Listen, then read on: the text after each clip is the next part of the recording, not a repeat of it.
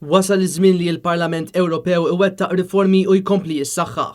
Hekk stqarret il-membru parlamentari Maltija u l-kandidata għall-Presidenza tal-Parlament Ewropew Roberta Metsola meta s-sibt kienet intervistata dwar din il-kandidatura tagħha f'elezzjoni li se tkun missielta ferm bejn 4 kandidati. Let's make sure that this European Union stands for the freedoms that we have fought so hard in order to guarantee for all our citizens. Europe stands for freedom. Freedom to live as you wish to live. Freedom to love who you wish to love. Freedom to be who you wish to be. Matul din l-intervista Roberta Metsola qalet li hi tiftakar preċiżament id-dibattitu li kien għaddej f'pajjiżna qabel l-2003 rigward jekk Malta għandix tifforma parti minn Ewropa Magħquda.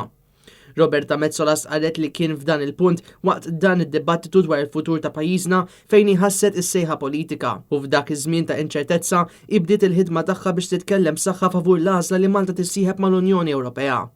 Roberta Metsola ddikjarat li hi tifhem l-importanza tal-kariga ta' President tal-Parlament Ewropew. Qalet li tinsab ippreparata għal dan l-irwol u lesta li tkun ta' simbolu għan-nisa Ewropej kollha biex twassal il-messaġġ li fl-Unjoni Ewropea tista' tagħmel differenza.